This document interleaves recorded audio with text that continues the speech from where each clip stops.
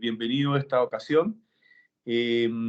Acabamos de terminar un ciclo de ver las herramientas que usamos día a día generalmente, que son las herramientas de la colección de arquitectura, ingeniería y construcción, y vimos lo nuevo que traían las versiones 23 y lo mejor que han tenido durante tanto tiempo, y empezamos a mostrar cada una de estas herramientas.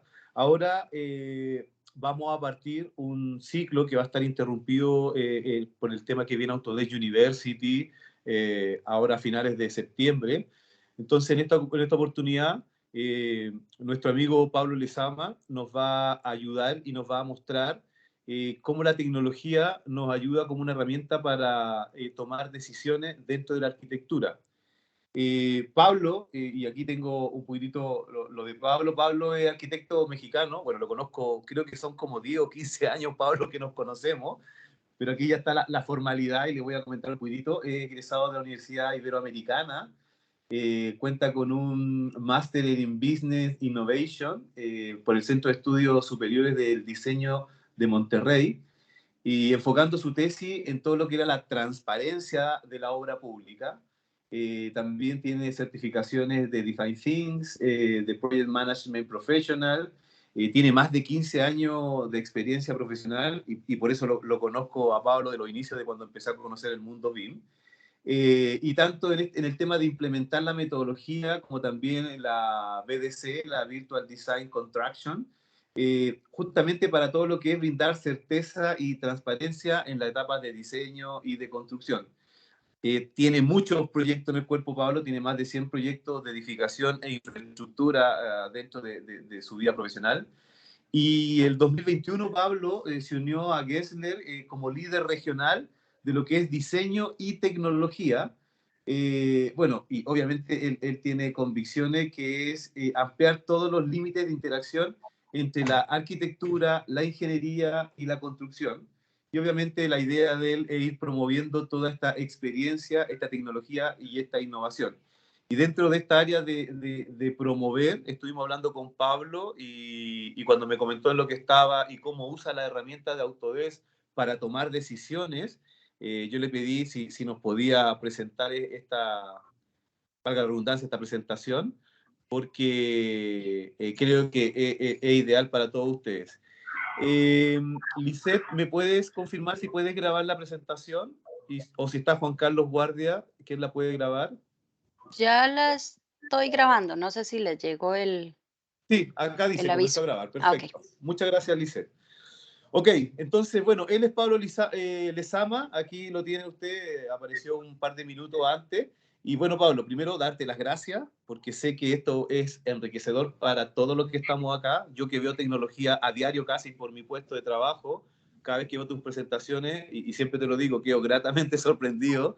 Así que gracias una vez más por estar con nosotros y te dejo aquí la pantalla para que puedas seguir tú contándonos de qué se trata.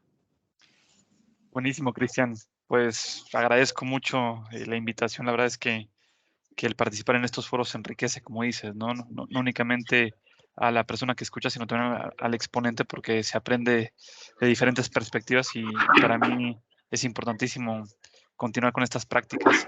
Y bueno, rapidísimo, mi historia es, como comentaba Cristian, yo soy arquitecto, salgo de la universidad más o menos por ahí del 2009.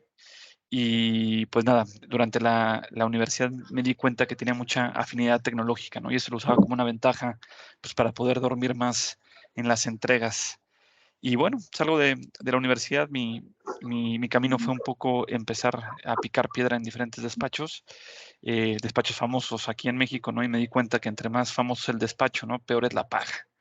Y me di cuenta de otra cosa, ¿no? Que pues, muchas veces como diseñadores carecemos de criterios constructivos, ¿no? Y eso me llevó junto con Marco Vidal mi socio, ¿no? Mi ex socio, poder abrir un área de innovación dentro de ICA, que en aquel entonces, por ahí del 2009, 2010, era la constructora más grande de México y una de las más grandes en Latinoamérica. Y esa experiencia fue muy interesante, fue implementar toda la parte de VDC para obra, ¿no?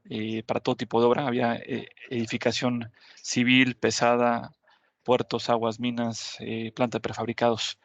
Y nos dimos cuenta que toda la parte BIM, toda la parte BDC, no trata de tecnología en lo absoluto, trata de factor humano. Y parte del éxito es cómo se gestiona esa implementación. La tecnología ya está ahí, ¿no? El hecho es cómo realmente se adopta como un valor, una propuesta de valor dentro del negocio y cómo realmente se tiene la inteligencia tanto intelectual como emocional para echarlo a andar, ¿no? Y pues bueno, se imaginarán que dentro de las constructoras hay muchas veces malas prácticas y el modelo muchas veces era una pecera, ¿no? Tal cual era algo muy transparente que evidenciaba esto. Entonces, pues ahí hubo metodologías y anécdotas muy curiosas de cómo llevarlo a cabo y cómo realmente buscarle el valor del modelo, no únicamente al negocio, sino a todos los participantes, desde la alta dirección hasta la persona que está realizando los modelos o el gerente de construcción. Y bueno, en el 2014 viene, y bueno, antes de eso, a través de ICA generamos unas relaciones tremendas, tras el caso de Cristian, ¿no? Que ahí tuvimos la oportunidad y me invitó a dar un tour por Chile y por Argentina para promover la metodología y un poco nuestros casos de éxito. Y parte de eso fue generar una relación muy estrecha con Autodesk. Éramos pues unos aliados tremendos, ¿no? Prácticamente nos invitaban a probar todas las versiones alfa de Revit, ¿no? Tanto del módulo estructural como MEP como arquitectura, y con eso pues detectar diferentes bugs, ¿no? Entonces, también tuvimos una gran capacidad de desarrollo interno dentro del API de Revit, que nos permitió generar herramientas muy a la medida, ¿no? Como cómo automatizar estos números generadores que muchas veces para contratos de precio unitario pues son indispensables para lograr cobrar. Y bueno, en el 2014 viene una gran crisis, la cual hace que salgamos de ICA y formemos nuestra propia empresa, como lo decía Marco y yo, que se llama Rizoma, la cual tiene, o más bien tenía, ¿no? Como diferentes objetivos. Era una metáfora de lo que queríamos hacer con la industria, ¿no? Que era conectar a los participantes a través de la tecnología y la experiencia. Y bueno, pues ahí fueron prácticamente 7 años que estuvimos con diferentes tipos de clientes, diferentes tipos de retos. Ya no era tan amplio y dirigido a la construcción, eran unos clientes mucho más enfocados a la parte de real estate y fue un aprendizaje tremendo del lado empresarial. Y en el 2021, pues con toda la pandemia y con la crisis que hubo, me surge la oportunidad de incorporarme a Gensler como líder regional de Design Technology y no lo pensé 2 veces. Fue algo que tomé y que realmente Gensler es una empresa sensacional en cuanto a la escala y en cuanto al impacto. Prácticamente es la empresa de diseño más grande del mundo, más o menos con cerca de 6,000 personas alrededor de los diferentes continentes y con más de 50 oficinas en diferentes ciudades del mundo. Y lo que me llamó mucho la atención de Gensler es la filosofía, que justo la parte de Design Technology está enfocado en empoderar al diseñador, ¿no? Jamás reemplazarlo. Y bueno, desde ahí nace un poco esta nueva etapa de mi vida, la cual está siendo súper divertida y que además tiene una estructura muy interesante de Design Technology en Gensler, ¿no? Y hay un componente global que es donde se forjan todas estas estrategias en torno a la tecnología y de ahí aterrizan a las diferentes regiones, ¿no? En este caso, la región Latinoamérica está compuesta por México, Bogotá y Costa Rica, y la idea es acercarse a tecnología a los diferentes arquitectos. Y bueno, ya entrando en materia, este es un poco el índice que vamos a ver el día de hoy. La idea es hacer un breve análisis de las herramientas y el hombre, ¿no? Entender cómo ha sido esta evolución, luego contrastarlo con estas mismas herramientas aplicadas a la arquitectura, hacer un zoom a lo que estamos viendo hoy en día, ¿no? Que es el diseño impulsado por datos y algunos destellos que estamos viendo en cuanto a inteligencia artificial, ¿no? O AI, como nos gusta a nosotros decirlo, como arquitectura inteligente, aprovechar el acrónimo. Y de ahí, pues, un poco entender la evolución del rol del arquitecto, ¿no? Creo que es bien importante no únicamente entender la tecnología y lo que está pasando, sino ver cómo el rol del arquitecto tiene que mutar para poder realmente responder a las nuevas necesidades que vienen, ¿no? Y por último, unas conclusiones. Y dentro del título pusimos la palabra decidir porque es importantísimo, ¿no? Todo el mundo decide cada segundo, ¿no? El hecho de no tomar una decisión es una decisión misma, ¿no? Y prácticamente su raíz significa tomar una opción dentro de varias posibilidades, ¿no? Y eso pues, es un poquito gráficamente esto, ¿no? Es un árbol de decisiones. Si viéramos en la vida de nosotros cómo una decisión nos fue llevando a diferentes situaciones, pues, se vuelve fascinante, ¿no? Como muchas veces no lo hacemos consciente, pero el hecho de tomar una decisión abre caminos, ¿no? Y qué padre sería tener una herramienta que nos ayudara como a entender con base a estas decisiones todo el camino que se va vislumbrando, se va abriendo. Y bueno, entrando a las herramientas y el hombre, hay una gran frase de Marshall McLuhan que me encanta, que dice, damos forma a nuestras herramientas y luego nuestras herramientas nos dan forma a nosotros, ¿no? Y esto es muy cierto. Yo justo tengo un tatuaje en mi antebrazo que es esta misma cuña, ¿no? Que muta en corazón, ¿no?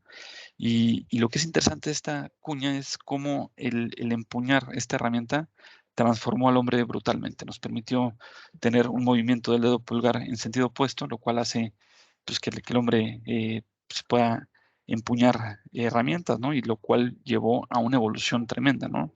El poder descubrir el fuego, el poder tener pues, diferentes herramientas para poder trabajar la tierra, ¿no? Tener ciudades, etcétera, etcétera, etcétera. Y para meterlo un poco en escala, si metemos la historia del hombre, ¿no? Y lo ponemos en una cancha de fútbol americano, estas 100 yardas equivalen a 5.000 años aproximadamente. Y bueno, la prehistoria, pues evidentemente existe un poco antes, ¿no? Lo que detona la historia es la escritura como tal, en la yarda cero, ¿no? Y pues vean un poco la edad antigua, ¿no? Cómo consume prácticamente 70 yardas del campo. Por ahí el nacimiento de Jesucristo es por ahí de la yarda 60, ¿no?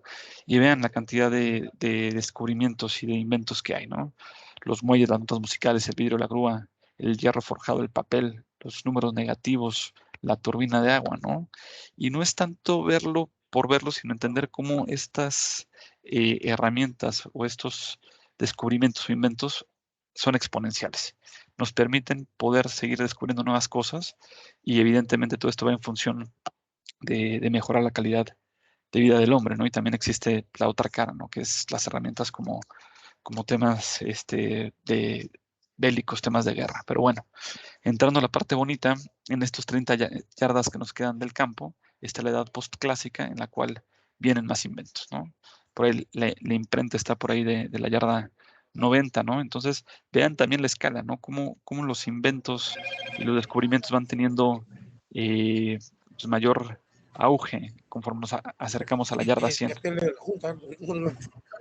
Y por último, tenemos pues prácticamente la edad moderna, que prácticamente ya es la fecha actual, que es en la última pulgada del campo. Entrando a detalle, pues esta última yarda es más o menos de 1940 a la fecha, y pues podemos ver cómo esto es exponencial, ¿no? Todos estos inventos van para arriba cada vez, ¿no? Y esto lo que nos quiere decir es lo acelerado que estamos teniendo en cuanto a o la invención tan acelerada que tenemos, ¿no? Podemos ver todas las tendencias que hay hoy en día, ¿no? La parte de metaverso, la parte de gemelos digitales, ¿no? Y bueno, también es entender y abrazar un poco, ¿no? Que eso hace unos años no estaba, y abrazar esta exponencialidad, ¿no? Y entrando a la arquitectura, pasa lo mismo. Si vemos atrás, ¿no? Tenemos justamente un plano de Mesopotamia, ¿no? Un corte, ¿no?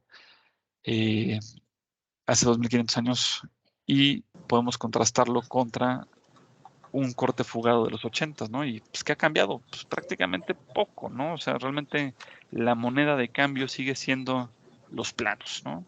Muchas veces nos miden por la cantidad de kilogramos de planos que entregamos, y esto sigue siendo así desgraciadamente, ¿no? Y si hacemos un zoom a esta, y bueno, y contrastar que prácticamente han pasado 4500 años, ¿no? Y bueno, si entramos y hacemos este mismo análisis de la última yarda en tema de arquitectura, tenemos estos 4 grandes hitos. Muchas veces se tiene la falsa expectativa o el falso conocimiento que todo nace con CAD, y eso no es cierto. Todo nace a través de la modularidad, ¿no? Todo lo que hizo Gropius, Le Corbusier y Buckminster Fuller fue sentar las bases para tener un CAD, ¿no? Esta modularidad fue la manera de trabajar que también respondía mucho a su época, ¿no? Hay una gran frase de Octavio Paz, es Premio Nobel de Literatura mexicano, que dice que la arquitectura es el testigo insobornable de la historia. Y es muy cierto, a través de la arquitectura realmente vemos lo que está pasando en un país, ¿no? Lo que realmente está pasando socialmente. Y bueno, esa modularidad era un reflejo de esa etapa del diseño. Por ahí, más o menos como de los 60 sale la parte de pronto, ¿no? Que es como la primera versión CAD, nace AutoCAD, vienen diferentes paradigmas, ¿no? Vienen diferentes cambios, ¿no?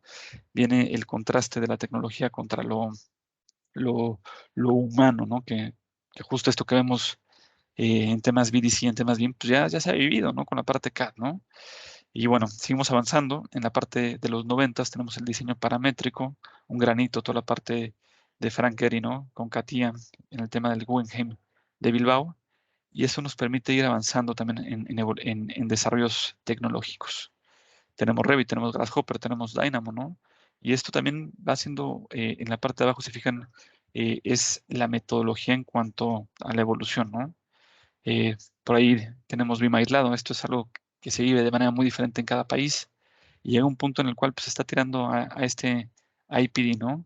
Y justo si llegamos a esta línea de touchdown, en la yarda 100, pues nos preguntamos cuál es el siguiente paso, ¿no? Esta parte de inteligencia artificial, ¿es válido o no es válido? Todavía es muy pronto ver cuál es. ¿Realmente son productos que tienen inteligencia artificial o es más un tema de marketing, ¿no? Y ahorita lo vamos a ver más adelante. Y lo que creemos, bueno, este es otro análisis que va más en función del talento y cómo esta evolución tecnológica impacta el proceso, el talento y la eficiencia, ¿no? En la parte tradicional, pues evidentemente tenemos un respirador, el cual había, pues, si bien ser un proceso un poco más lento, se le metía más cariño, ¿no? Al no tener esta instantaneidad, uno no podía darse el lujo de cometer errores, ¿no? Y también uno tenía que estar tomando decisiones y no era tanto un tema de producción como tal. Y vean esta delicia, ¿no? Una gran plancha, ¿no? Donde todo el mundo estaba colaborando de cierta manera, evidentemente a un ritmo muy diferente, pero en el cual el ADN del arquitecto, creo yo, era mucho más enfocado al diseño, ¿no? Viene el cambio de paradigma, empieza la parte CAD, ¿no? Y viene un poco esta pirámide de talento, empieza a entrar la parte del dibujante, ¿no? El tener esta herramienta permite que esta instantaneidad empiece a suceder, ¿no? Y el rendimiento de proyectos se triplique, ¿no? Lo cual hace que empiece también empiece a cambiar la distribución del talento y los roles y responsabilidades del diseño, ¿no?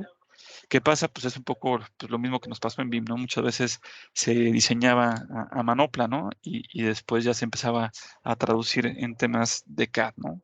Y conforme va avanzando y se va adoptando, pues el diseñador pierde un poco el papel, ¿no? Y empieza a tener un papel más preponderante el dibujante CAD. Viene CAD aislado, donde realmente hay un cambio, ¿no? Ya existe esta personalidad que es el CAD Manager, ¿no?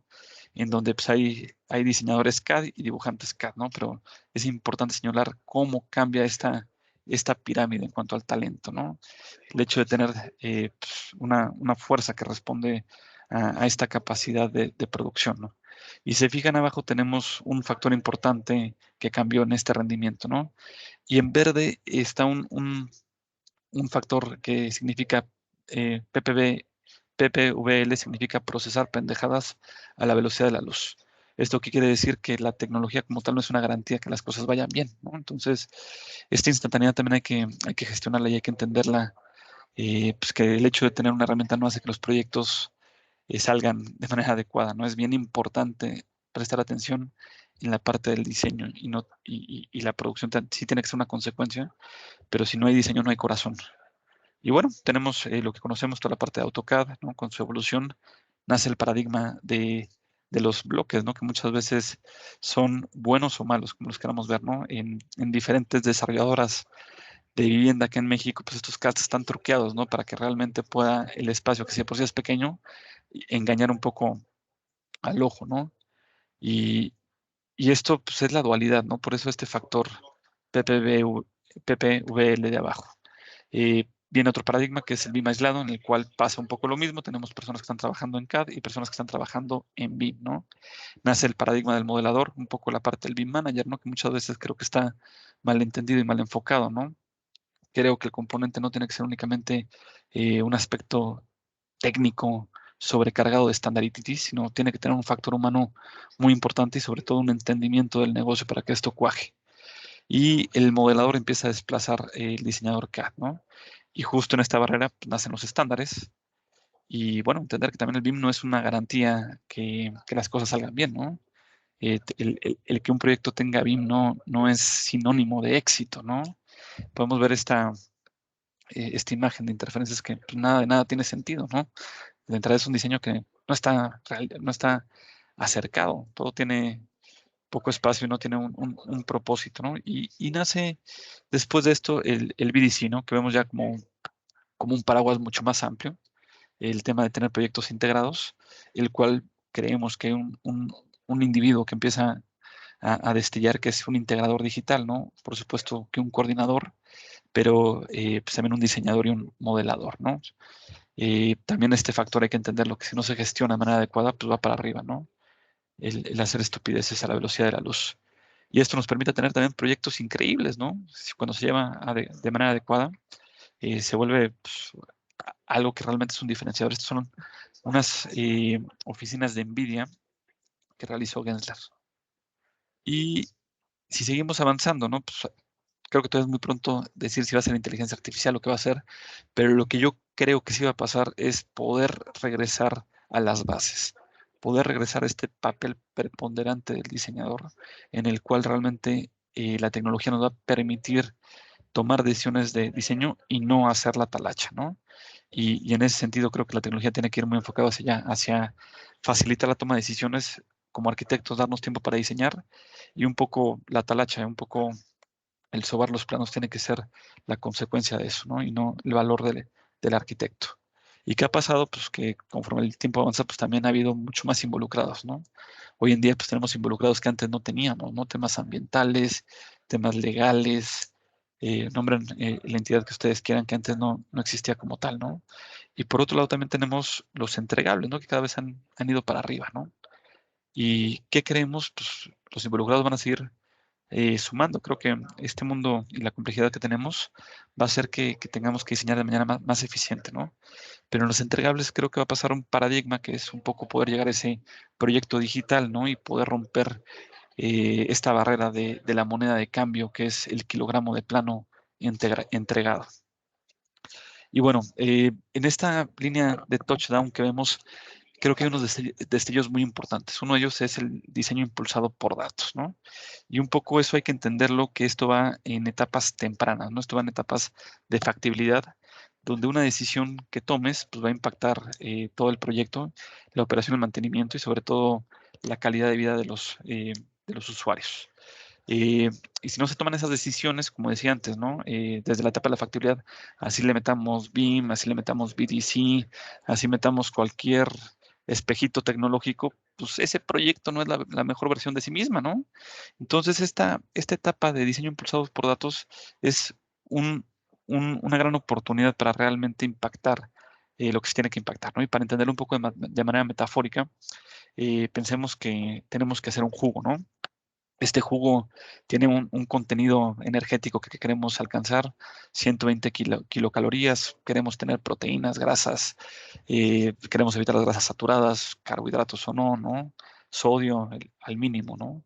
Y todo esto se puede empezar a mover en una relación de este triángulo de grasas, carbohidratos y proteínas. ¿Qué tenemos para hacer ese jugo? Pues las restricciones que tenemos en el puesto de jugos, ¿no? Que son frutas, ¿no? Cada fruta tiene un contenido de calorías, sodio, potasio, carbohidratos y proteínas muy diferente, ¿no? Por otro lado tenemos eh, verduras, igual con sus datos muy diversos, muy diferentes, y también datos cualitativos y cuantitativos, ¿no? El mismo sabor del jugo, ¿no? ¿Qué pasa si empiezas a combinar uno con otro? ¿Es deseable o no es deseable? ¿Genera algo atractivo o no, no? Semillas y el medio, ¿no? Que el medio básicamente si es leche deslactosada, leche de almendra, leche de soya, o como lo queramos, ¿no? Entonces, si tenemos estos 20 componentes y los metemos todos a una licuadora, ¿no? Y hacemos el análisis iterativo de cuántas combinaciones podemos tener, pues nos damos cuenta que prácticamente es infinito, ¿no? Son el factorial del número 20, que equivale a 2.4 trillones de posibilidades de tener un jugo, ¿no? Que algunos pues habrá muy buenos, ¿no? Y muy interesantes desde el punto de vista energético que pueda traer, y otros pueden ser un asco, ¿no? Una vomitada tal cual, ¿no? Entonces esto también es bien importante entender que uno no puede iterar por iterar, únicamente por presumir que se hicieron N cantidad de iteraciones, ¿no? Sino hay que hacerlo de manera muy inteligente y muy dirigida, ¿no? Y en todo este proceso creo yo que el arquitecto no puede perder la capacidad de decisión. Y en el diseño impulsado por datos es bien importante la etapa de exploración, que esto significa con esta data, ¿no? Poder empezar a entender y a cuestionar los retos mismos de diseño, ¿no? Y esto lo que nos permite, pues, es justo poder llegar a una mejor solución, como decían, en la etapa de factibilidad, ¿no? Entonces, esto es un proceso mismo, es lo que les quiero transmitir, ¿no? Y entender que el infinito es diferente a uno. Ahorita lo vamos a ver en otra lámina, pero eso es importantísimo. Entender que iterar por iterar no sirve de absolutamente nada si no llegamos a esa solución en la cual podemos poner en balance todas estas restricciones de diseño, ¿no? Que, siendo honestos, pues muchas veces va de la parte económica, no es muy preponderante, pero esto puede ser y es, ¿no? Una herramienta para tomarlo desde etapas tempranas. Esto es un ejercicio que hicimos para un proyecto acá en México que básicamente era entender desde las curvas de nivel eh, el impacto que había, ¿no? Se recibían las curvas de nivel, se hacía un análisis del coeficiente de ocupación de suelo, el área libre y el coeficiente de uso de suelo, ¿no? Y sacábamos métricas generales de acuerdo a la parte normativa. De ahí se corría un algoritmo para entender la pendiente, ¿no? Hay que entender que construir en pendientes mucho más pronunciadas, pues equivale a un costo mucho mayor en corte y relleno, ¿no? Entonces esto nos ayudaba a vislumbrar el área de juego de nuestro terreno, donde era deseable, ¿no? Ver la vialidad de acceso, entender el buffer que queremos dar de 3 metros de separación de las colindancias, ¿no? Y aquí empieza a hacerse un análisis eh, interesante, ¿no? ¿Cuál es esta eficiencia de uso del suelo? Y contrastado con el diseño de diferentes torres, ¿no? Con diferentes proporciones, con diferentes capacidades, ¿no? Y cada torre, ¿no? Nos ayudaba a poder llegar a entender este objetivo de vivienda que está marcado del lado izquierdo, ¿no? Y ver cómo se podía cumplir, ¿no? Entonces, cada análisis de cada torre decía cuántos metros cuadrados se podían tener de acuerdo a la altura máxima permitida, cuántos departamentos tenía, ¿no? Y un poquito el uso, ¿no? Y por último, era el posicionamiento o emplazamiento de estos edificios, que básicamente se hacían como diferentes ejes rectores, uno orientado hacia las vistas, ¿no? Otro realmente hacia el sur, y lo que nos permitía poder entender como estos pivotes de anclaje, ¿no? Y esto lo que nos hacía es una matriz de todos contra todos, ¿no? Si queríamos llegar a ese objetivo de tener X cantidad de departamentos, pues se podía llegar con diferentes combinaciones, ¿no? Y el resultado fue tener como este mood board o este UX UI, ¿no? En el cual eh, antes de tirar una línea de código, pues es validarlo con el cliente, y era un poco también ver cuál era la experiencia del usuario, ¿no? Que básicamente era tener el árbol de decisión del lado izquierdo, ¿no? Donde seleccionabas el sitio, podías cargar tu terreno a través de un DWG, definías como todas estas variables que les describí, ¿no?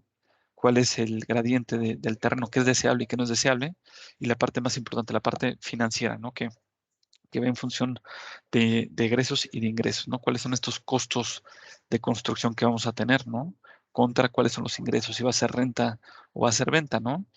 Y teniendo todos estos datos, lo que sucedía es empezaba a votar, y ahorita van a ver resultados de la aplicación, diferentes iteraciones, ¿no?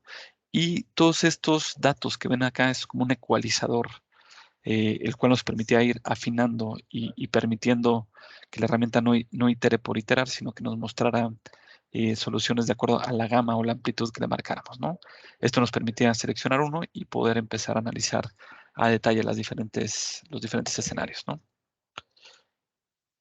Y esta es un poco la solución. Se trabajó con diferentes herramientas de Autodesk. Por ahí hubo diferentes componentes en Forge. Hubo también diferentes desarrollos en Dynamo, ¿no? Y esto nos permitía poder tener en tiempo real estos resultados. Y aquí hay un factor bien importante, que es un gran intangible que se vuelve un tangible. Estas herramientas tienen que ser usadas junto con el cliente. No es únicamente realizarlas nosotros en nuestros despachos, en nuestras oficinas y después llegar con el cliente, sino nos funcionó mucho hacer talleres con el cliente y junto con él ir explorando diferentes alternativas, ir cuestionando un poco sus métricas y sus objetivos, ¿no? Entonces, bueno, como pueden ver, hay resultados que son prácticamente instantáneos. Y esto es un poco más la documentación, ¿no? De acuerdo a cada eje, ¿no? Que si son costos totales en cuanto a construcción, movimiento de tierra, ¿no? Se van analizando las diferentes iteraciones y de ahí se va tomando como la mejor opción, ¿no? Y bueno, eh, en Gendler también tenemos una posición muy firme ante el diseño impulsado por datos, el cual, como les decía, es tal cual realizado a través de la toma de decisiones del arquitecto. No se vuelve una iteración automatizada, sino el arquitecto guía un poco esa iteración.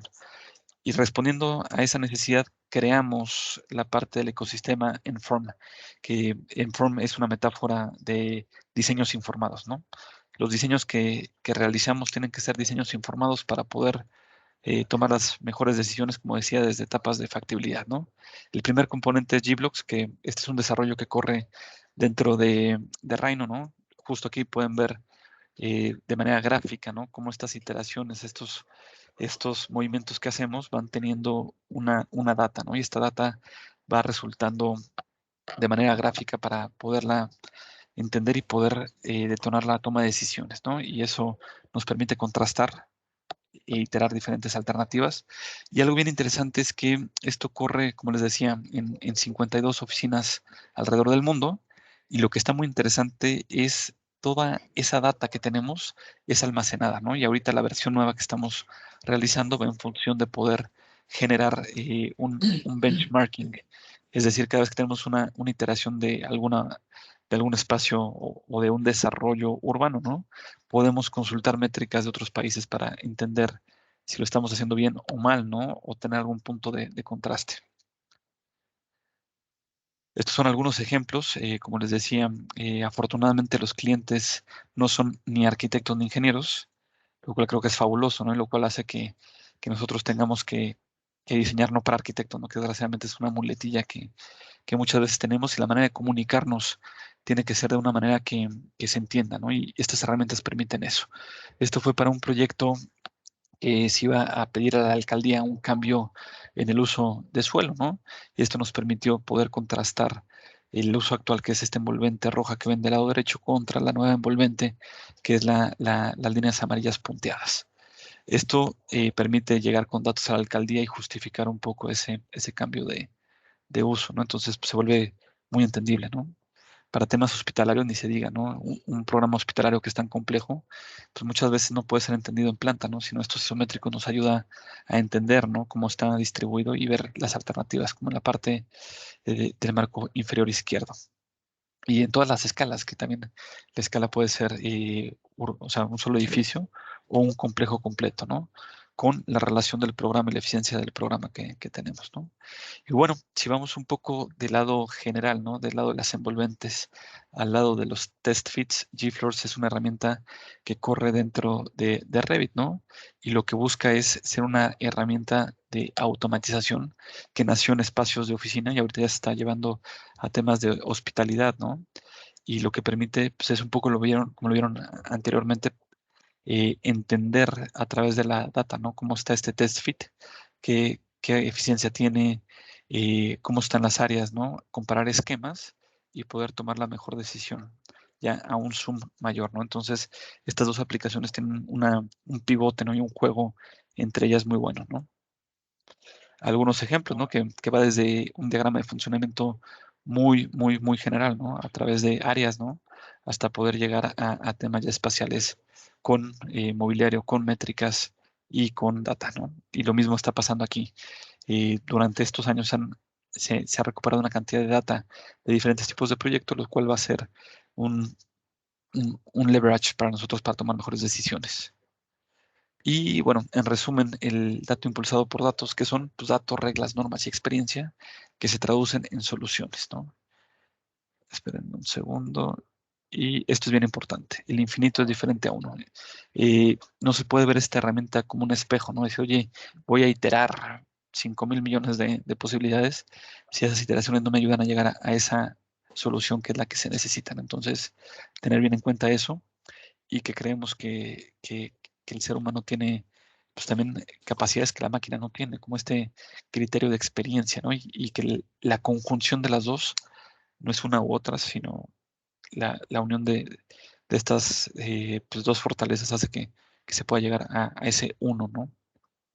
Y bueno, si seguimos avanzando, tenemos la parte de inteligencia artificial, ¿no? Que este es un meme que me encanta. Hay muchas aplicaciones, tanto de la arquitectura como fuera de la arquitectura, que se jactan de decir que tiene inteligencia artificial, ¿no? Y cuando realmente vemos un poquito a detalle, pues resulta que no es inteligencia artificial, es un poco lo que vieron antes, ¿no? Es un árbol de decisiones con reglas, ¿no? O sea, no hay un aprendizaje automático, ni hay una inteligencia artificial ahí, ¿no? Entonces, es bien importante saber discernir de eso, ¿no? Y tener el ojo crítico y saber cuándo realmente es inteligencia artificial y cuándo no, ¿no? Porque hay que ser honestos, esto es un buzzword que se usa muchas veces a favor el posicionamiento del producto, ¿no? Entonces hay que tener mucho cuidado. Creo que en eso Autodesk ha sido bastante inteligente, ¿no? En no entrarle de lleno a cosas que no son, sino realmente meterle a full a la parte de customización, a la parte de diseño impulsado por datos. Todo el ecosistema Forge se me hace fabuloso y creo que por ahí va un poco, ¿no? Pero entrando en materia, hay que realmente entender lo que es una inteligencia artificial. Y esto es un poco una red generativa adversaria, ¿no? O un GAN, como se conoce por los acrónimos en inglés, ¿no? ¿Y cómo funciona? Pues funciona, su base es el aprendizaje eh, automatizado, ¿no? ¿Cómo se funciona? Con dos sets, ¿no? Uno, un training set que básicamente es una librería, ya sea de objetos, de palabras, ¿no? Y esta librería lo que va a suceder es que se va a conjuntar con un generador, ¿no? Este generador lo que va a buscar es a través de un ruido, ¿no? Y a través del uso de este training set, poder generar una imagen o un poema o lo que queramos que es falso, o sea, no está hecho por el ser humano, ¿no? Y acá existe otra red bien importante que es el discriminador, el cual cuando se conjuntan estas dos redes y se genera esta imagen, el discriminador va a decir si es real o no es real. El punto justo y el objetivo es que el discriminador no sepa discernir, ¿no? Y es cuando realmente se logra el objetivo. Pero la parte importante de esto es, este discriminador se genera esta imagen, va a decir que realmente no cumple o es falsa, ¿no?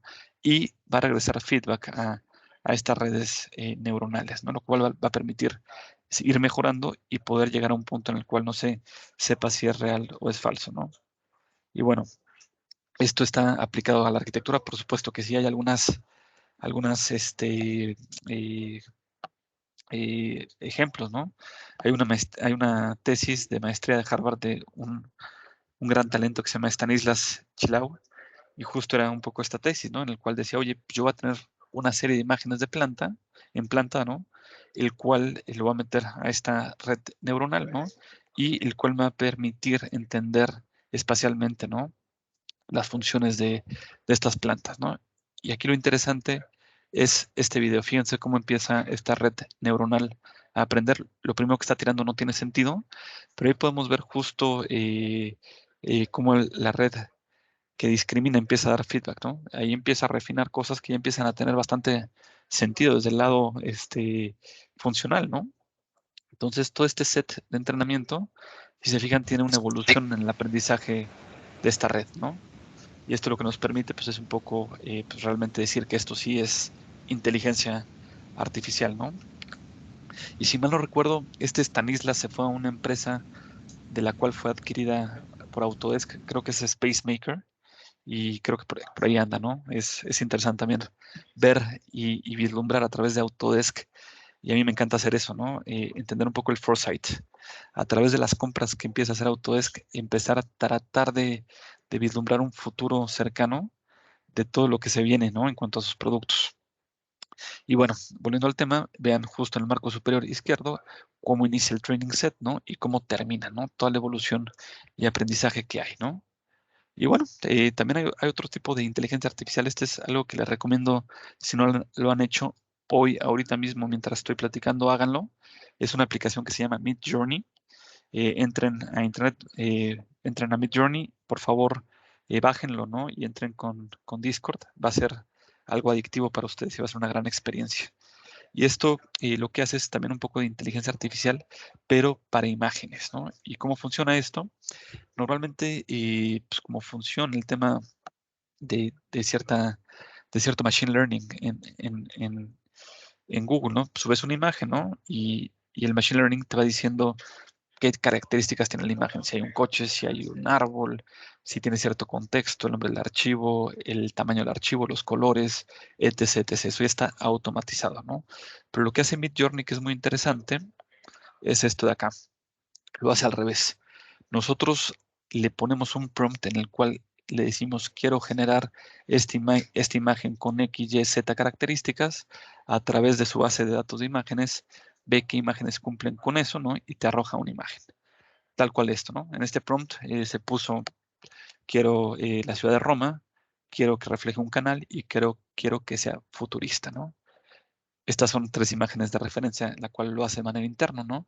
Y el resultado es esto, ¿no? Entonces, esto creo que es bien interesante para temas tempranos también de concepto en la arquitectura. No significa que el trabajo del arquitecto va a ser hecho a un lado. Ahorita vamos a entender cómo nos impacta, ¿no? Pero lo que es interesante es cómo a través de palabras clave nos empieza a generar un look and feel, ¿no? De algo que puede ser pues muy, muy inspirador, ¿no? Y este fue un ejercicio que nosotros hicimos al mezclar diferentes palabras, ¿no? Hicimos un ejercicio de qué pasaría si Luis Barragán hubiera conocido a todos los arquitectos. Luis Barragán es un arquitecto eh, controversial, interesante, mexicano, ¿no? Ganador de un premio Pritzker, también arquitecto entre comillas, porque también fue ingeniero civil. La arquitectura se lo dio más por la práctica. Y bueno, aquí es una mezcla de Luis Barragán con Saja, ¿no? Luis Barragán con este Gaudí, ¿no? Entonces podemos ver cómo hay rasgos de los dos arquitectos y cómo se conjuntan y cómo el contexto es bien importante, si es una selva lluviosa o no, ¿no? Entonces todo esto lo que hace es pues darnos más herramientas y creo que está apuntando un poco lo que les platicábamos en esa imagen de la cancha americana, de esta línea de touchdown, ¿no? Este es un amigo mío que tiene su cuenta en Instagram, que se llama The AI Architect, y puedes llegar a soluciones así, ¿no? Síganlo, tiene una exploración interesantísima, ¿no? Y bueno, a todo esto nos preguntamos cuál es la evolución del rol del arquitecto, ¿no? De hecho, estas imágenes, ahorita con toda la controversia del metaverso o no, ¿no? Son imágenes que pusimos visores, ¿no? Imágenes antiguas y nos generó como todas estas iteraciones en Midjourney, ¿no? Pero bueno, esta es una reflexión que hicimos en cuanto a, a la inteligencia artificial y se las voy a leer un poquito. En la arquitectura inteligente, un diseñador no crea el producto final, sino un sistema, un algoritmo o una herramienta que a su vez explora diferentes alternativas o escenarios de un producto final. El diseñador no diseña la pintura, sino el pincel, el lienzo y el método, es decir, las reglas del juego del diseño mismo. Y la pregunta no es fácil de responder. ¿Quién es el diseñador?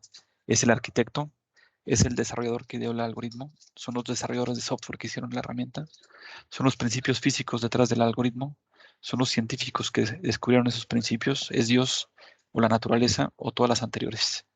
Esta es una historia con un gran futuro, pero debemos recordar los limitantes de los algoritmos. Se basan en reglas definidas por los seres humanos, incluso si estas reglas están sobrecargadas con aprendizaje automático e inteligencia artificial.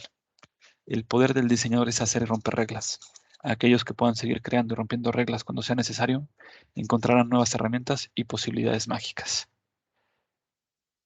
Y esto está muy en pañales, pero un poco lo que queremos es entender este cambio, ¿no? Extrapolándolo un poco a lo que fue la revolución industrial, pues es algo muy similar que estamos viviendo, ¿no? Todos los Luddites, que eran estas personas que estaban en contra de las máquinas, ¿no? Y llegaban con bats y con palos a destrozarlas, pero era un poco su temor, ¿no? De ser desplazados, porque el hombre era la talacha tal cual, ¿no? Y si lo vemos en retrospectiva, pues gracias a la revolución industrial, por supuesto que crearon cosas muy buenas y cosas muy malas, ¿no? Desde el punto de vista organizacional se creó la gestión, ¿no? Y la alta gestión. Y de ahí, pues, que las máquinas tomaran otro papel, ¿no? Y creo que eso hay que extrapolarlo a la arquitectura, ¿no? Y bueno, el arquitecto de hoy diseña espacios físicos, ¿no? Creo que el arquitecto del futuro va a diseñar espacios híbridos. El de hoy diseña de manera tradicional. El del futuro va a diseñar mediante programación. El arquitecto de hoy resuelve detalles. El arquitecto del futuro crea reglas. El arquitecto de hoy tiene tiempo en solucionar detalles, ¿no? El arquitecto del futuro tiene tiempo en explorar alternativas y diseñar. El arquitecto de hoy modela. El arquitecto del futuro optimiza. El arquitecto de hoy colabora de manera tradicional, el arquitecto del futuro colabora de manera híbrida, el arquitecto de hoy construye, el arquitecto del mañana fabrica de manera digital, el arquitecto de hoy eh, entrega documentos impresos, el arquitecto del futuro integra modelos digitales y estos documentos se consumen por excepción. El arquitecto de hoy coordina, ¿no? El arquitecto del futuro integra, el arquitecto de hoy ve los edificios como sistemas y el arquitecto del futuro ve los edificios como ecosistemas. Y como postre está esta parte de una película que me parece fabulosa, que es El Gran Dictador de Charles Chaplin. Es de las pocas veces que habla, ¿no? en público. Y creo que es un gran statement que es muy válido al día de hoy. Por favor, presten mucha atención en todas sus palabras y ahorita lo conversamos al final. Avísenme si se escucha, por favor. We all want to help one another. Human beings are like that. We want to Se live by each escucha, other's happiness, Pablo. not by each other's misery. We don't want to hate and despise one another. In this world, there's room for everyone, and the good earth is rich and can provide for everyone. The way of life can be free and beautiful, but we have lost the way. Greed has poisoned men's souls, has barricaded the world with hate, has goose-stepped us into misery and bloodshed. We have developed speed, but we have shut ourselves in. Machinery that gives abundance has left us in want. Our knowledge has made us cynical, our cleverness hard and unkind. We think too much and feel too little. More than machinery, we need humanity. More than cleverness, we need kindness and gentleness. Without these qualities, life will be violent and all will be lost. The aeroplane and the radio have brought us closer together. The very nature of these inventions cries out for the goodness in men, cries out for universal brotherhood, for the unity of us all. Cannon fodder, don't give yourselves to these unnatural men with machine minds and machine hearts. You are not machines, you are not cattle, you are men. You have the love of humanity in your hearts. You don't hate, only the unloved hate, the unloved and the unnatural. Soldiers, don't fight for slavery, fight for living. In you, the people, have the power to create machines, the power to create happiness. You, the people, have the power to make this life free and beautiful, to make this life a wonderful adventure. Then in the name of democracy, let us use that power. Let us all unite. Let us fight for a new world, a decent world, that will give men a chance to work, that will give youth a future and old age a security. Feel that promise. Let us fight to free the world, to do away with national barriers, to do away with greed, with hate and intolerance. Let us fight for a world of reason, a world where science and progress will lead to all men's happiness. Soldiers, in the name of democracy, let us all unite! Y pues bueno, queremos cerrar con ese mensaje que creo que es muy poderoso, ¿no? Y que nos ayuda también a entender el factor humano de la tecnología y pues muchas veces cuestionar, ¿no? La inteligencia, si no hay un propósito, pues no sirve de nada, ¿no? La inteligencia, si no hay disciplina, pues también está un poco desperdiciada, ¿no? Entonces, pues bueno, con esto terminamos y tenemos ahí 10 minutitos para para preguntas y respuestas. Si tienen duda, comentarios, estoy aquí a sus órdenes.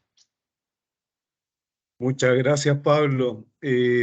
Como siempre, súper grato ver tus presentaciones y el video es muy bueno con el que finaliza. Ahí veo unas manos levantadas. Me dan un segundo para ver bien quiénes son. Eh, Adelante, Wilfredo, puedes abrir tu micrófono.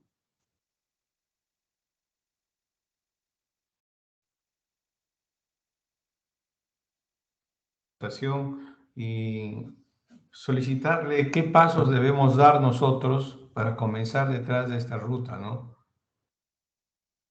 Esa es la Totalmente. pregunta. Dale, Wilfredo, te escucho. Sí, Sí, ¿me escuchó? sí, Le preguntaba qué primeros pasos debemos dar para caminar detrás de estas ideas que usted está transmitiendo. Somos personas ajenas al tema y quisiéramos comenzar por algo, ¿no? buenísima la pregunta, Wilfredo. Creo que por fortuna todos vivimos en una época en la cual el conocimiento está ahí, ¿no? Evidentemente eh, hay mucha conexión y hay mucho material. Creo yo que es un poco dar pasos, no tratar de arrancar de cero así en un segundo, sino ir viendo lo importante. Creo que primero es abrazar un poco el tema del diseño computacional, ¿no? Que esto es muy, muy amplio. A mí, si me preguntas, sería empezar un poco a travesear lo que es Dynamo, lo que es Grasshopper, ¿no? Y más allá del programa, un poco entender la, la lógica, ¿no? Es un poco entender la posibilidad y ir de menos a más adquiriendo estas funcionalidades, ¿no? También creo que es interesante echarse un clavado a los esfuerzos que hay de compañías como Autodesk en estos términos. Creo que ahí con Christian pueden hacer muy buena alianza como para empezar a explorar pues, todas estas capacidades que ya vienen integradas en algunos softwares de Autodesk, ¿no? Que es día a día, ¿no? La parte del diseño impulsado por datos. Y creo que sí es importante un poco, Wilfredo, como empezar a abrazar esta parte del arquitecto que programa, ¿no? Que empieza a echarse un clavado al desarrollo, ¿no?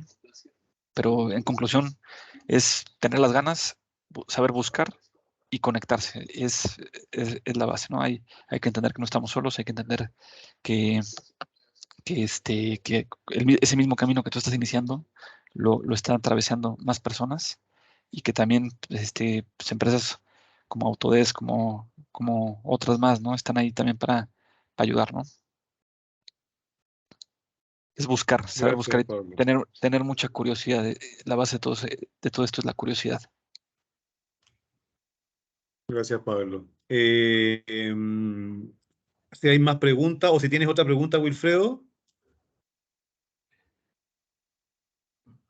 Bueno, bueno, quizás valdría la pena preguntar cuando habla de programar.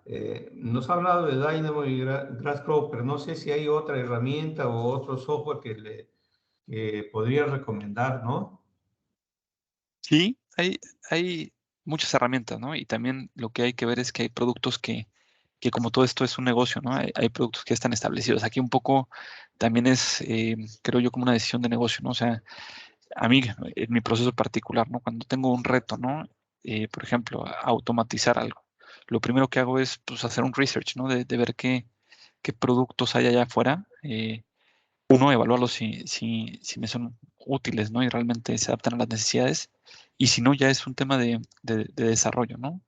Eh, Ese es como un primer paso que siempre realizo. Y sí, hay muchas herramientas. Hay personas que han salido de Autodesk que han puesto sus propios emprendimientos, ¿no? Como es el creador de Dynamo, que es Ian Keogh, ¿no? Que tiene una plataforma en la cual pues es un poco esto que te digo, ¿no? Es como un playground en donde uno aprende el código, ¿no? Y empieza a generar soluciones en la nube, ¿no? Que lo que hace es que tú alimentas esa programación en la nube mediante modelos que subes, ¿no?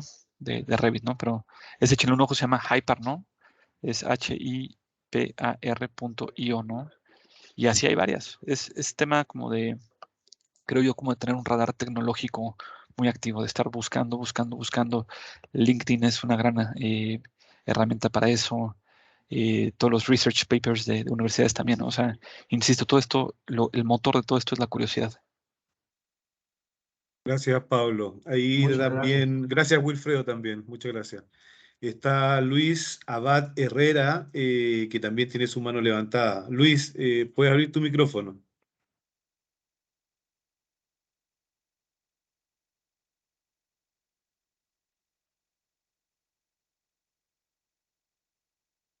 Creo que escribió un mensaje y ve en función si ya automatizo procesos arquitectónicos con lápiz de Revit utilizando Python. ¿Cuál es el siguiente paso que debo darme? Qué interesante. ¿Cómo es la pregunta? ¿Cómo es la pregunta para que la El, escuchen todos, Pablo? la- Ah, el, perfecto, sí, ya acá la tengo. Yo te la dale, consulto para échale, que échale. escuchen los muchachos y tú le preguntas. Dale. Si ya automatizo procesos arquitectónicos con la API de Revit utilizando Python, ¿cuál es el siguiente paso o qué debo dar? Pues mira, creo que ese paso es bien interesante, ¿no? El hecho de automatizar, creo yo que de entrada estás atacando un problema bien importante que es, o no un problema, una oportunidad bien importante que es el negocio mismo, ¿no? O sea, ahí estás entendiendo muy bien que al impactar las horas de producción estás impactando el negocio, ¿no? Y la calidad muchas veces que nos da como humano. Creo que ahí habría que entender muy bien que muchas veces API no va a funcionar para todo, ¿no? Mi experiencia es, pues funciona para ciertas cosas, pero aún así hay que hacer ciertas cosas manuales. Eh, Creo que mi consejo, Luis, sería dar un paso atrás, ¿no? Y entender qué necesidades de negocio hay. La automatización es una, pero puede haber muchas diversas, ¿no? Creo que lo que deberías hacer es una escucha dentro de la empresa donde estás, ¿no? Y entender hacia qué se está apuntando. Hay que entender que parte de nuestro trabajo no es únicamente dar la solución tecnológica, sino también dar la estrategia que queremos hacer, ¿no? Entonces, pues así como temas de software, ¿no? Yo te recomendaría que te echaras un clavado a la parte de Hyper, se me hace interesantísimo, ¿no? Para temas específicos. Hay una compatibilidad full con Autodesk, ¿no? Y creo que es eso, o sea, creo que es también ver un poquito las necesidades que tienes, ¿no? Padrísimo que estés haciendo esos procesos automatizados. Gracias, Pablo. Bueno, vamos a seguir. Si es que alguien más quiere abrir su micrófono, levanta la mano y nos avisa. Por mientras voy a ir a lo que estaba en el chat. Ricardo dice, por favor, ¿podés repetir el programa que genera imágenes? eh, Inteligencia artificial, gracias. Sí, es Mid Journey, se los pongo acá en el chat. Y bueno, ahí veo a Álvaro León que pregunta, ¿y por qué no hacer todo con Dynamo y Python? ¿Por qué adquirir una licencia de Grasshopper? Esa es una buena pregunta y creo que hay que entender que no hay un software universal, ¿no? No hay una plataforma que nos pueda resolver todos los retos que tenemos, ¿no? Y creo que es la parte bonita, ¿no? Que hay personas que también se acomodan con X o Y software, ¿no? Y creo que eso lo que ayuda es a entender que hay oportunidades también. O sea, por ejemplo, a mí si me preguntas directamente la parte de Rhino y Grasshopper, creo que hay una mayor comunidad ahí, por ejemplo, ¿no? Hay una mayor comunidad de desarrollo, hay que entender también el gap que le lleva un poco a Dynamo en ese sentido y entender también que muchas veces el ecosistema al cual está enfocado, que es el diseño urbano, pues muchas veces dialoga mucho más en Rhino, ¿no? Pero bueno, es un tema particular, ¿no? Es un poco por ahí. Creo que también como profesionales no tenemos que saber todas las herramientas, sino más bien qué sirve para qué, ¿no? Ok, ok, gracias, Pablo. También había una pregunta antes que decía, ¿qué tipo de perfiles profesionales diseñaron las herramientas de diseño automatizado en Gensler? Arquitectos, programadores. Muy buena pregunta, me encanta. Es arquitectos, ese es un gran paradigma y lo hemos vivido a través de la historia, ¿no? Que es una especie de unicornio. ¿En qué sentido? Que es alguien que conoce la arquitectura, porque al final de cuentas vas a diseñar un producto para arquitectos. En definitiva, si has sufrido lo que es la arquitectura y sabes cuáles son los pain points de viva voz, ¿no? y además conoces código, pues bueno, hombre, creo que hay un gran gap ahí, ¿no? Y sí, para los dos productos que les enseñé, son arquitectos que durante su vida profesional se han enfocado directamente al desarrollo y programación. Entonces, un poquito esos dos mundos, que es bien interesante, y las personas que lo logran confabular, insisto, son como unicornios. Perfecto, perfecto. Gracias, Pablo. Ahí también Carolina Montero nos dice que ayer descargó Midjourney y es adictivo, coloca. Sí, Así que después, travesenlo. sí, ahí al final llegó una pregunta. Dice, yo intentaré un curso de Arquímedes para poder conectar Project a través de Presto, Ok, y entre paréntesis IFC. Después hay otro que dice, ¿es Arquímedes o Arquímide? No sé, las veo igual a las dos maneras. Ah, no, Arquímedes Arquímedes o o Arquímides. ¿Es con I o con E la herramienta? Bueno, ahí ahí después sí, si quieres tú le contestas por el interno. sí, ahí sí, Dice, yo desconozco, o sea, he escuchado hablar de Arquímedes y entiendo que ya, es una herramienta que va muy enfocado a la parte de mediciones y de costos, ¿no? Creo que ahí lo que es importante antes de seleccionar la herramienta es diseñar el flujo, ¿no? Entender muy bien el para qué, ¿no? Entender muy bien dentro de este flujo, ¿no? Los pasos que se van a dar, ¿no? ¿Quién va a consumir la información? O sea, creo que es verlo un poco más desde el proceso y con eso, pues ver si se adapta a eso y ver si esa solución realmente cumple con sus expectativas, ¿no? perfecto. Mira, Edgar Pinedo tiene una pregunta. Dice, ¿es una necesidad que un arquitecto hoy en día, además del diseño, tenga que estudiar parte de informática por necesidad?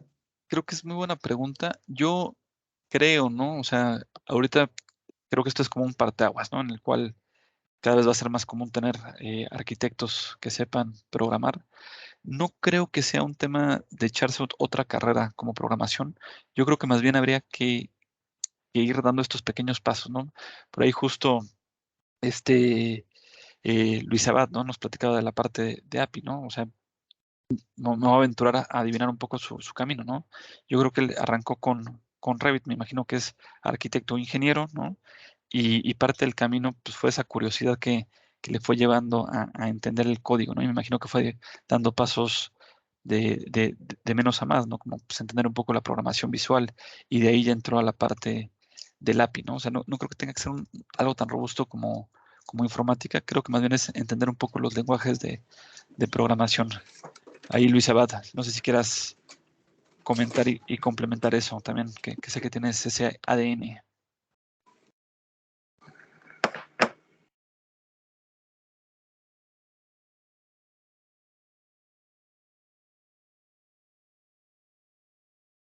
Y bueno, tenemos también Daniel Naranjo que dice, teniendo en cuenta que muchas de las oficinas de arquitectura no cuentan con los recursos de Gensler para poder crear API a la medida, ¿qué tan cercano está este cambio en el paradigma de diseño? ¿Cómo se ve el promedio de Latinoamérica contra el desarrollo de Gensler? Pues creo que es muy interesante la pregunta, Daniel. Y por supuesto que es sí y no, ¿no? O sea, por supuesto que las empresas que tienen mucho más músculo, ¿no? Le van a sacar provecho a ese desarrollo, pero creo que también desde la misma curiosidad que hay, ¿no? Se puede empezar a transitar, ¿no? Creo que es buscar la manera, ¿no? Creo que cada vez son más las plataformas que tienen un uso educacional, ¿no? Creo que a las mismas plataformas y el mismo modelo de negocio de Autodesk que otras compañías es pues, poder apoyar y poder dar esas herramientas desde que hay un aprendizaje para que después pueda ser consumido. Entonces, creo que en algún punto, pues sí, o sea, las empresas van a sacar partido del músculo, pero eso no implica que uno como arquitecto independiente incluso empiece a atravesar todo esto, ¿no? Creo que en Latinoamérica ese paradigma se va a ver un poco más lento, por supuesto que sí, pero hombre, pues podemos ver casos pues, muy buenos de uso de tecnología, ¿no? Como el caso del mismo Chile, que a mí me da mucho gusto comentar, ¿no? Toda la parte del plan BIM, ¿no? O sea, es, sí hay cierta razón en lo que dices, pero me gusta pensar que también tenemos la capacidad de de lanzarnos y de aventurarnos, ¿no? Gracias, Pablo. Yo me fui un ratito, no sé si contestaste más. Y ahí Me fui seguimos, en ahí el sentido seguimos. que se me Y ahí cayó. vamos Hay una pregunta, estabas contestando la de Gensler para poder crear la API en relación a Latinoamérica, ¿esa o no? exacto, la de Daniel Naranjo, Ah, correcto. ya. Dice Edgar Pinedo, dice, si mediante logaritmos se pueden generar diseños, esto conlleva a prefabricación e industrialización. ¿El campo de arquitectura se vería limitada? Mira, muy interesante. Sí, hay que entender muchas veces toda esta parte de diseño computacional es muy amplio, ¿no? Va desde temas específicamente formales, que es lo que más comúnmente se conoce, pero va a llegar a temas de optimización, temas de panelización, como dices, form finding, temas incluso de análisis ambientales, temas, como lo decían, de la misma optimización de procesos, ¿no? Creo, y eso es algo bien interesante, y creo que en Latinoamérica va a ser bien diferente. El hecho de la fabricación digital responde también a varios factores. Uno de ellos creo que es el costo de la mano de obra, ¿no? Que en Estados Unidos el costo de la mano de obra es bastante más caro, ¿no? A lo que sería en México, por ejemplo, ¿no? Entonces, ahí pues, el proceso de fabricación tiene una beta muy diferente, ¿no? Y puede ser que sea muy atractivo desde el punto de vista económico. Creo que el reto de los países latinoamericanos va a ser cómo podemos generar una fabricación mucho más artesanal hasta cierto punto, o sea, que no, que no sea un desplace tecnológico de todos. Y esto yo lo viví hace años en Ica cuando conectamos, esto hace como casi más de 12 años, cuando conectamos un modelo BIM, ¿no? A una estribadora, a una dobladora de acero, ¿no? Y fue un ejercicio social bien interesante, ¿no? Porque el hecho de generar estos estribos pues, se vuelve pues, muy óptimo, ¿no? En el desperdicio. Pero también la parte que nos costó trabajo era pues, justo el desplazar esta mano de obra que muchas veces puede ser muy competitiva, es a lo que voy, ¿no? Entonces, es como convivir con esos dos mundos, ¿no? Y yo creo que la arquitectura, ¿no? Va a llegar a un punto en el cual se va a seguir optimizando y refinando y soy un enamorado de pensar que estos procesos de fabricación sí son el futuro. Creo que el paradigma está en cómo vincularlos a una idiosincrasia país. Gracias, Pablo. Arnoldo Guerra nos dice, ¿qué consejo le darías a los arquitectos jóvenes recién graduados sobre la tecnología de optimización de procesos? Creo que están en la etapa más bonita de su vida de explorar este conocimiento. Yo lo que les diría es, dense el tiempo, ¿no? De atravesar esto, generen esta curiosidad que tanto les digo, hagan uso de ella día a día, ¿no? Y por favor, investiguen, no se limiten únicamente a lo que hay en la universidad, que muchas veces yo creo que la manera que se enseña la arquitectura tiene que cambiar sí o sí, ¿no? Más allá de la programación o no, no, eso no es tema. Creo que el tema es realmente poder llegar a tener eh, un poco como el ejemplo de la medicina, ¿no? Hay hospitales, escuela, ¿no? Creo que como arquitectos no podemos disasociar eso y creo que tenemos que romper el paradigma del estar generando Star Architects, ¿no? Creo que, Arnulfo, es curiosidad, insisto. Métete de lleno, investiga, hay muchas plataformas de conocimiento en Coursera, conecta con personas, conecta con foros, curiosidad 100%.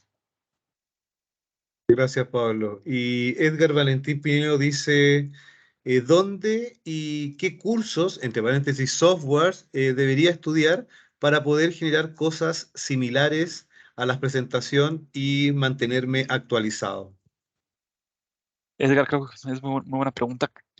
Yo si fuera tú empezaría como a hacer un listado de diferentes foros, ¿no? Empezar a entender qué foro te da qué valor, ¿no? O sea, por ejemplo, en temas de Autodesk está el Autodesk University y seguro si le echas un clavado vas a encontrar clases que van desde lo teórico, ¿no? Que es un poquito lo que vimos hoy, ¿no? Hasta lo práctico, ¿no? Entonces, creo que es empezar a investigar estos foros. Hay diferentes conferencias como el RTC, ¿no? Que es el Revit Technology Conference, que después evolucionó al Build, ¿no? Que también seguramente ahí hay información. Está Coursera. Hay una plataforma que se me olvidó el nombre, que justo es una plataforma específica para temas de diseño paramétrico. Hay diferentes foros específicos para todo esto, ¿no? Se me fueron los nombres, pero los vas a encontrar. Hay una comunidad muy sólida a través de esto y creo que es eso. Conecta a la comunidad y creo que va un poquito más allá del software, ¿no? Creo que va más allá es entender realmente cuál es la necesidad, ¿no? Y curiosidad, Perfecto. curiosidad. Perfecto. Luis Abad por ahí complementó, ¿no? Dice, considero que la programación es el futuro del diseño arquitectónico porque te permite optimizar procesos y enfocarte en el diseño y la funcionalidad. Concuerdo contigo. Es un poco lo que decíamos, ¿no? Ese paradigma de volver a ese ADN del arquitecto que arrastraba el lápiz, ¿no? Que pues sí arrastraba el lápiz, pero diseñaba, ¿no?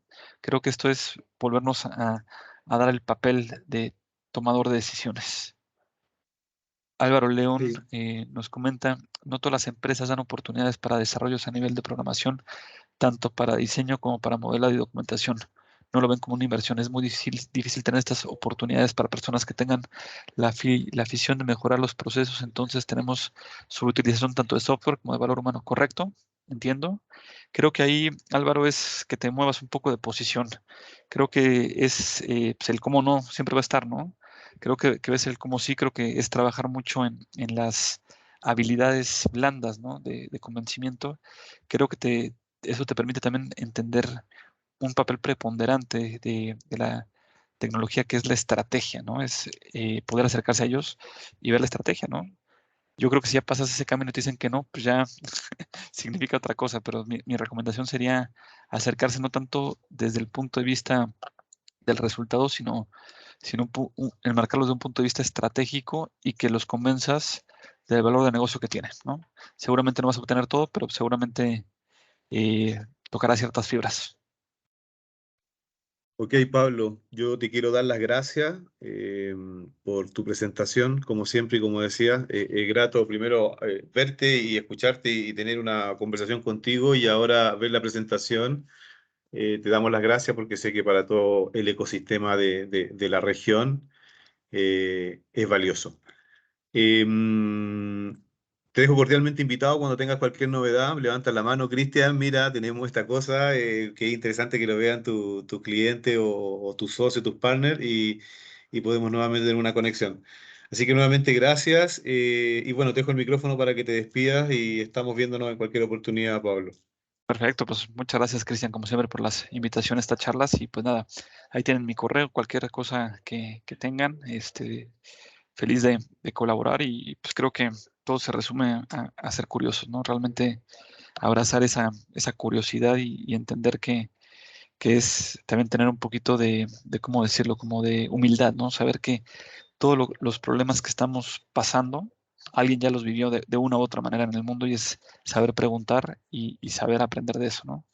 Y bueno, pues mil gracias a todos y que tengan un excelente día.